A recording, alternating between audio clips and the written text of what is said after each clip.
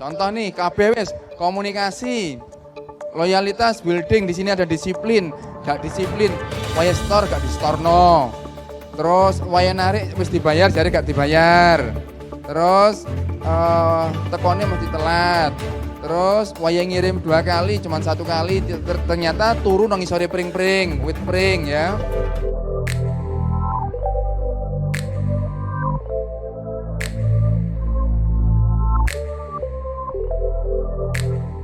Ayo sekarang case, silakan coba Pak cara ngadepin orang ini kayak apa? Ayo silakan yang punya case coba. Ayo. Case-nya seperti apa?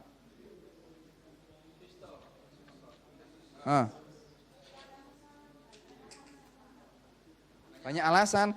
Kalau anak buah banyak alasan, ya teman-teman mesti paham alas yang paling panjang itu ya alasan. Ya kan? Alas yang paling panjang ke alasan. Alasan terus gitu ya.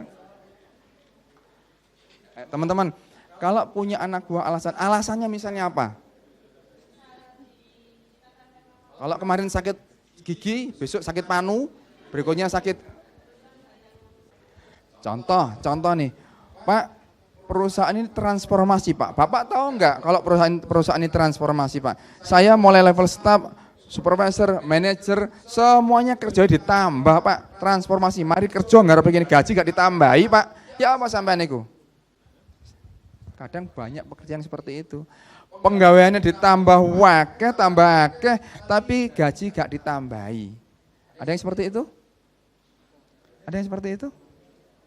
Banyak yang seperti itu? Sepertinya beban hidup Anda makin berat.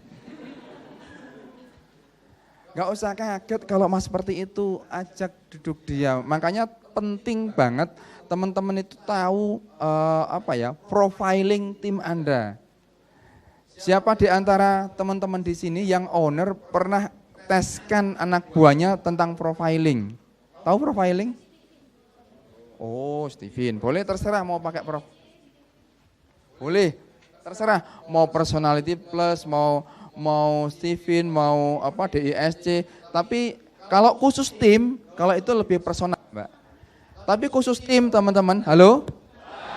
Masih hidup? Khusus tim, pengumuman khusus tim, silakan nanti teman-teman buka Belbin.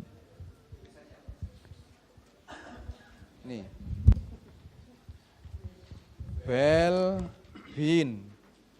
Nah. Belbin tes atau Belbin versi Indonesia, belbin.com kalau nggak salah. Khusus tim ini, kalau pengen memberdayakan tim, ini rujukannya, rujukan yang sangat empowering lah menurut saya. Belbin. Di sana ada 9 model mapping dari tim. Kalau misalnya punya tim 5 orang, kemudian yang satu misalnya shaper, yang satu misalnya connecting, yang satu kalau misalnya tim saya 5 orang modelnya kayak gini, maka yang harus saya lakukan itu ini. Ini sangat membantu untuk tim. Tapi kalau personality lebih ke diri sendiri, mau pakai Steven, it's okay, mau pakai DSE oke, MBTI oke, personality plus oke, terserah silakan. Itu lebih ke profiling diri sendiri. Tapi kalau tim ini sangat direkomendasikan. Belbin. Itu ya. Teman-teman nanti bisa ngelihat. Jangan-jangan teman-teman sebagai owner juga teman-teman tidak tahu aku iki ketoke apa ya. Di terawang dewe tapi gak jelas gitu aku iki. Samar-samar.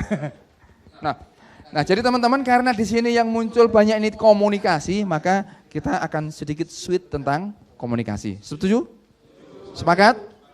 Sepakat ya. Nanti praktek komunikasinya pendekatannya pakai pendekatan coaching.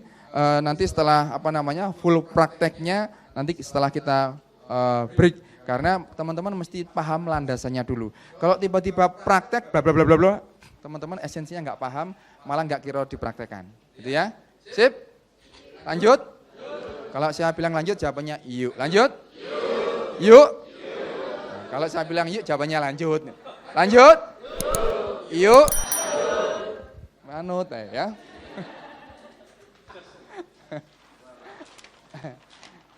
Jadi ini ya, kita fokus di komunikasi ya. Baik. Di awal saya sudah sampaikan bahwa teman-teman mesti paham dulu nih. Bentar, saya capetin aja ini. Teman-teman mesti paham dulu yang namanya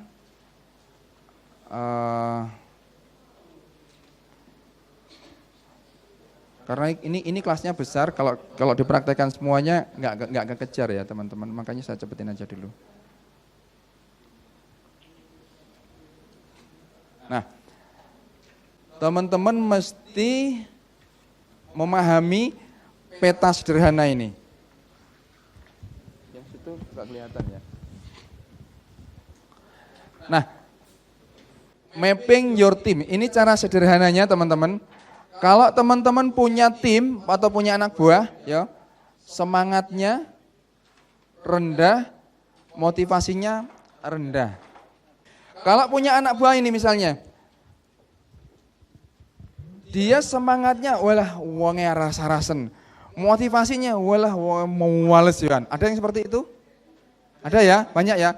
Kalau yang seperti itu, ini mapping sederhana, bukan mapping, bukan personality dari tim teman-teman sekalian, tapi mapping secara umum. Kalau punya anak buah yang kemampuannya sangat rendah, motivasinya sangat jelek sekali. Nah, biasanya orang-orang seperti ini ikutkan training-training motivasi. Itu lumayan ngangkat, gitu ya. Kemudian yang kedua, kalau misalnya dia itu kemampuannya rendah tetapi motivasinya tinggi. Biasanya orang apa kayak gini, dia sangat termotivasi untuk bekerja, tapi dia belum punya kemampuan. Biasanya orang apa?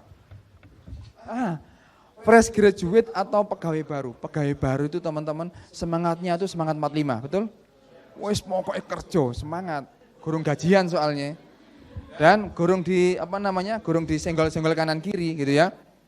Tapi kemampuannya rendah. Nah, kalau seperti ini teman-teman mesti jadi mentor, melatih dia, mentraining dia. Jadi trainer iya, jadi mentor iya. Ajari dia. Karena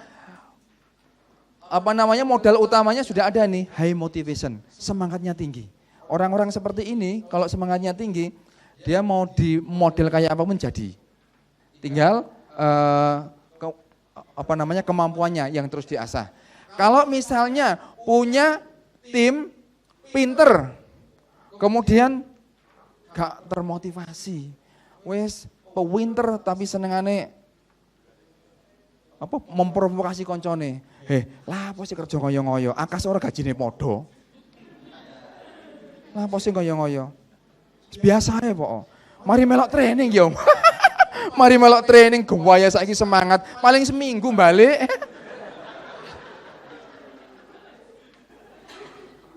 Itu biasanya ini nih, orang yang kemampuannya tinggi tapi motivasinya rendah. Orang-orang seperti ini ada? Ini mayoritas rata-rata di sini, banyak banget. Lulusan S1, S2, S3, S-teler, S4, S5, itu kalau sudah kerja di perusahaan, tahun kedua, tahun ketiga mulai kelihatan. Wah, Pak, aku yang peras keringat banting tulang, dia yang dapat tulangnya, aku yang dibanting-banting. Ya, jadi orang-orang seperti ini yang dibutuhkan apa? Kemampuannya sangat tinggi, kemudian motivasinya sangat rendah. Yang dibutuhkan apa? Nah, yang dibutuhkan adalah teman-teman selaku owner mesti berfungsi untuk memotivasi dia. Dan ini yang penting lagi, orang-orang seperti ini karena ketidakjelasan akan visi, sebenarnya perusahaan ini mau dibawa kemana sih? Aku tiap hari ini gak jelas sih. Contoh yang sering curhat ke saya, teman-teman S2 yang jadi dosen atau jadi guru di sekolah sangat terkenal. Mereka kemampuannya tinggi Pak S2, tapi motivasinya decline. Walah, sing penting aku wis ngajar, sing penting aku wis teko. Kebetulan dia juga salah satu trainer juga, sering ketemu saya. Saya bilang begini, Mas, kalau sampean seperti ini terus, sampean S2, apalagi sekarang sudah S3, kandidat doktor, mau S3. Dia S3 itu di tengah jalan sudah mau berhenti, akhirnya sesi coaching sama saya, akhirnya mau lanjut lagi. Nah, nggak punya semangat, tapi pinternya minta ampun. Dan di sekolah sangat terkenal di Surabaya. Saya bilang begini, Mas, kalau sampean itu pewinter, tapi nggak bener. Loh, maksudnya apa?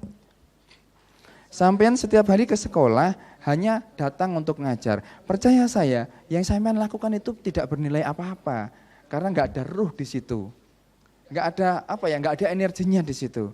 Dan sampean akan dapat capek. Iya, aku capek, aku males. Nah, terus gimana caranya supaya bisa ini? Nah, saya hanya mengatakan satu kata, yaitu, Mas, kalau sampean ketika ngajar di situ tanpa ruh, tanpa energi, kemudian sampean mati, meninggal. Yang namanya meninggal nggak ada yang tahu kan, Pak? Sampean meninggal. Pertanyaan saya, apa kata murid-murid sampean dan apa kata teman-teman guru sampean? Apa ya, Pak? Paling mereka akan mengatakan, iya yo, aku telatan, aku males, aku jarang ngajar. Enak enggak dirasakan, Mas? Gak enak sih, Mas. Coba, kalau misalnya sampean rajin, energi penuh, full power, kemudian ketika ngajar, sudah banyak apresiasi, sudah banyak prestasi, meninggal. Apa kata teman-teman sekalian? Wah, Pak Sahid itu di samping orangnya ganteng, tapi gak ikhlas ya. Tapi luar biasa prestasinya. Sama anak-anak sangat dekat. Dia sekalipun tidak pernah bentak anak-anak. Bahkan anaknya tetangga pun ketika digendong oleh dia. Saya itu, Pak, kalau ada anak kecil nangis kayak apa, Pak? Tak sentuh pakai kulit saya, itu iya, sekali sentuhan gitu, Pak. Nangis kita gendong gini. Enggak ya. Paling yang jerit emaknya. Kalau anak, enggak, tak gendong begini. Tiba-tiba dia diam tidur. Paling yang bingung maknya, anakku digendong kok jadi lunak sama dia, kok manut sama dia.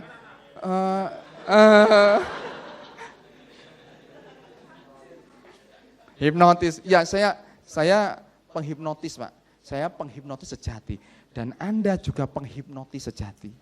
Anda hanya nggak pernah tahu aja. Yuni, sini. Siapa?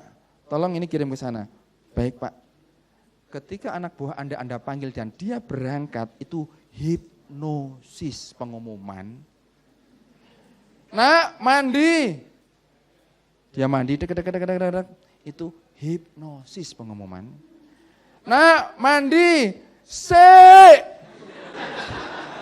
Itu hipnosisnya gak mandi pengumuman. Hati-hati. Yang kita lakukan tuh menghipnosis dan dihipnosis.